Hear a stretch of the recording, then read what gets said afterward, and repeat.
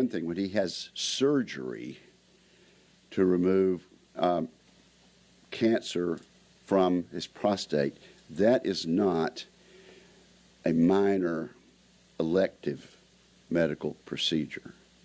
And it's misleading for the department to have ever suggested that. When the Secretary of Defense is in so much pain that he must be removed from his residence by an ambulance, taken to a hospital, and put in the intensive care unit, that is not a minor occurrence. It is an occurrence of such magnitude and importance and seriousness that certainly key members of the department, including his own deputy, should be notified. I wonder where were the chief staff people of the secretary when this occurred? Who did they tell? Who instructed them not to bring this to the attention of the president and of the American public and of the co-equal, the members of the co-equal branch of government? Where were the staff judge advocates that, in my experience, are always very close? As a former judge advocate myself in the United States Air Force, but also as someone who's been in Congress for some time now, more and more our commanders have a JAG around very close by. Where was this person? Who was giving the the advice there? This is not a partisan issue, and I'm glad to observe that we have had concern expressed by members of both parties, frankly by the leadership of both parties. For example, Chairman Rogers and Ranking Member Smith not only issued a joint statement expressing concern about this and raising questions that need to be answered, but Ranking Member Smith made his own independent statement yesterday and was quite explicit that this was unacceptable. This doesn't need to happen again. We're thankful that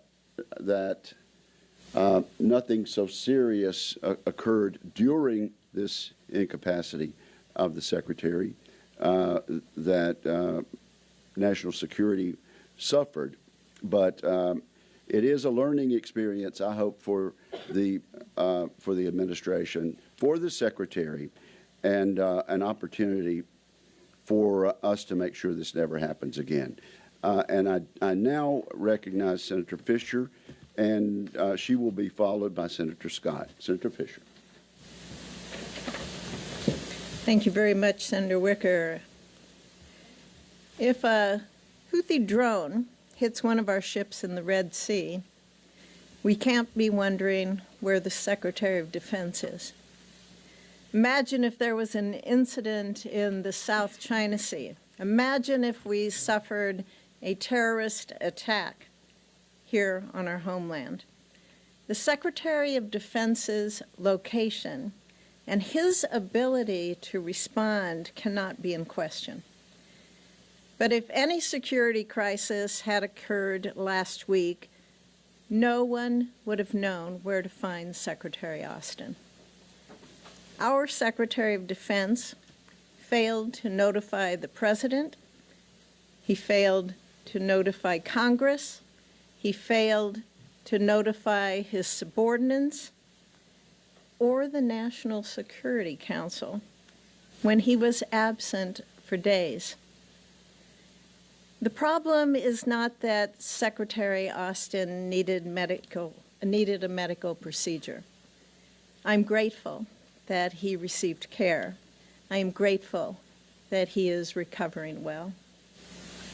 But the problem here is his judgment. Congress should have been informed. That is required under current law. It says that Congress should be notified immediately. That didn't happen. The Secretary of Defense plays a critical role in our nation's most significant military operations. He is the most significant advisor to the President on nuclear military decisions. And the President relies on his judgment when every second counts. So this breakdown in command and this breakdown in communication, it threatened our country's safety. It exposed serious accountability problems within the President's cabinet and problems within the Pentagon. We were told that there would be an internal review within the Department of Defense. The Secretary's Chief of Staff announced that early. And I agree with Senator Wicker, and I'm pleased that we're going to see a different review. And I hope that review is going to include not only the Department of Defense, the National Security Council, and the executive branch and the administration, but that will also include Congress as well. We have to have these questions answered. America deserves to have answers now. We need to have them soon. And if there are problems out there, besides the fact that it was a decision just not to tell anybody, but if there is a problem with command, if there is a problem with communication, those need to be addressed, and they need to be addressed soon. Thank you. First, I want to thank Ranking Member Wicker and Senator Fisher for caring about this issue. I think all of us wish General Austin good health, and we hope he has a full recovery. You know, one of the frustrating things I think Americans have is their federal government is not very transparent and there's no accountability. I think that's unacceptable to all of us. Anybody that's been in business knows that you have to be transparent and people are held accountable. We've got to do the same thing here. He is a key member of the U.S. National Security Team. He's got a critical role in every issue that we deal with outside this country and inside this country, clearly with nuclear protocols. For him to be unable to execute his duties and not tell the National Security Council or the President, I mean, you just can't even make this stuff up. I mean, who would even think that you shouldn't do that? I mean, you do that in your business life. I mean, we would do it in ours, and we would do our jobs. We'd tell people. Now, we've got a weak president. We got the Houthis firing missiles at us in suicide drones. We got our ally Israel being basically at war. We've got Putin in a land war. We got Communist China threatening us in Taiwan. We got a briefing earlier today about that. I mean, it's a dangerous world right now. So for you to have a Secretary of Defense that decides that he's not going to tell the President or the National Security Council or Congress what they're doing, there has to be accountability. I'm glad there's going to be an independent Inspector General investigation, but I think the Pentagon ought to come here right now and tell us exactly what happened. And whoever did something wrong, they've got to be held accountable. The American public is sick and tired of people doing the wrong thing and there being no consequences. General Austin needs to be held accountable for what he did, but anybody around him that withheld this information needs to be held accountable. Well, thank you all for coming. We'll take questions. Let me just re-emphasize. There's going to be an IG. I don't know if there would have been such an investigation if we hadn't raised these questions over and over. There should be a hearing. Senator Scott is exactly right. And Jack Reed is my friend. I've communicated this to him directly too. He is the person who calls hearings for our committee, and so I hope he will do so, and that can proceed along while the Inspector General is doing his job. I'll take a question or two. Yes, right here and then there. Okay. Senator Wicker, the Islamic Republic of Iran just confirmed that a tanker that was seized off the coast of Oman a few hours ago has indeed been taken by the IRGC, the Islamic Revolutionary Guard Force, and right now is being directed to Iran. After this incident, and given all the other incidents that has been happening during the past 2 weeks in the Red Sea and the Indian Ocean, do you think the fact that the Pentagon did not have anyone at the helm for a few days has emboldened the Iranian regime to increase its attacks against the U.S. forces in the region? I want to be careful how I choose my words, but your point is well taken.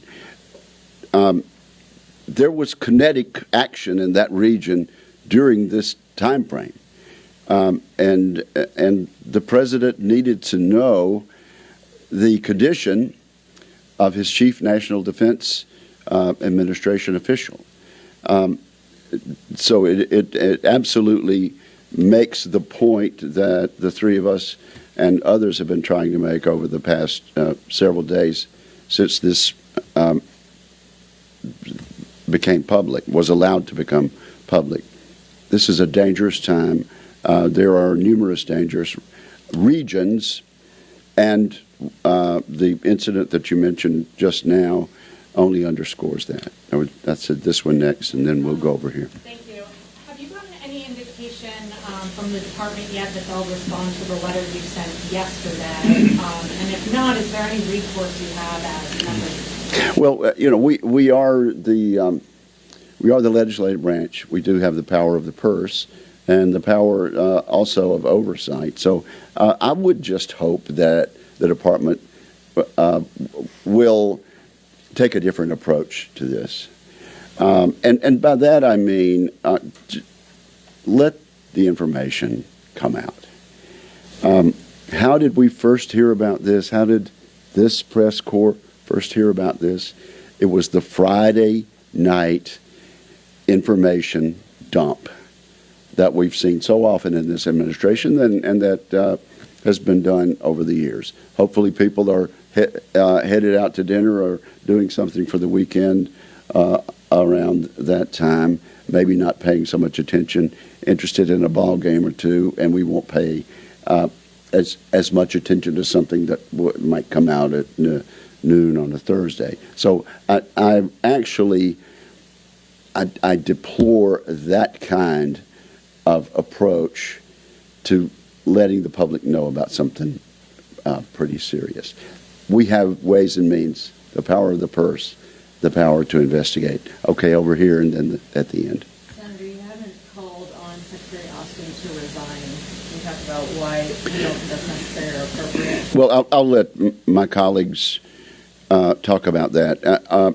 The Secretary is not going to resign. I think when we have a hearing, we may find out different facts that lead to a different conclusion.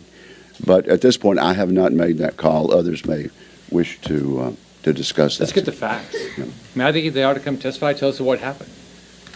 Okay, on the end here. Yeah, I just want to clarify here that our goal here is to find out what happened, so that not just so there's accountability, but what went wrong. We're talking about command here, and this is serious. When you look at what's going on in the world, this is so serious that you have somebody out of pocket that the president doesn't even know, that the Secretary of Defense is out of pocket. So who's making decisions? How's the communication being handled? That's what we need to find out. That's what we need to find out so this doesn't take place again, because we look weak. It puts us in a dangerous position. It puts our men and women who are overseas defending this country in a dangerous position. When we have no communication taking place between the leader of the Department of Defense and the President of the United States and the National Security Council. So I think we've answered that specific question. Listen, when a Secretary of Defense is diagnosed with prostate cancer and has to have surgery, the President of the United States needs to know this. In this case, a determination was made, for whatever reason the protocol is in that administration, not to tell the President. When the Secretary of Defense has to leave his home in an ambulance, go to the hospital, and be admitted to the ICU, the President of the United States and the Secretary's deputy and the members of the Congress, as a matter of common sense, if not statutory requirement, need to be notified. Yes. You know how the DOD IG investigation was initiated? Was it requested by you or another lawmaker? And what are the key questions that you want to see it answered? Okay, they can start with the questions listed on the letter that all three of us and other members of the committee have signed. I learned about the IG investigation at the same time you did, about an hour ago, and that's about all I can tell you. Let's see right here on this row, and then we'll go back. Do you have any ongoing concerns? Obviously, there's this continued condition. There's supposed to be an report reported that was supposed to happen today.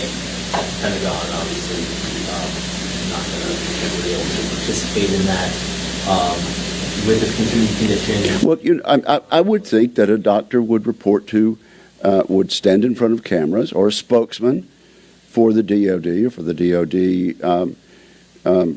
health officials, and step in front of the camera and brief the American people frequently about this. Okay, over here in the back, these two in the back, and then we probably need to. Are you aware of military strikes or strategic decisions that were made during a time when Secretary Austin wasn't available, that they were looking for him to make or to approve before they went ahead and did them for this time? I cannot answer that yes or no.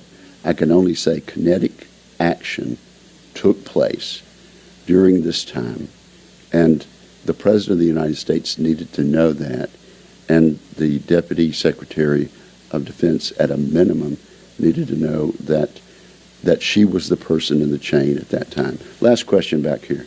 Are you concerned that the President isn't talking to the Secretary every day? I think it raises questions, and I guarantee you, if we have a hearing, that's the type of question that will come from both sides of the dais. Yes.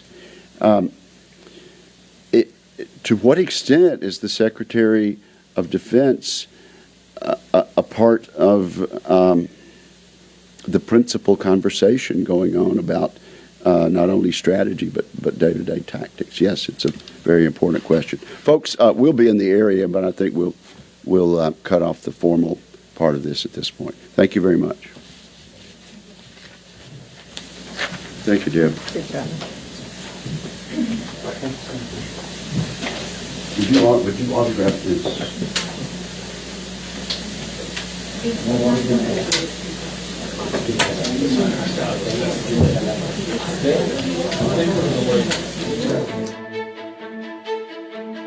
Okay.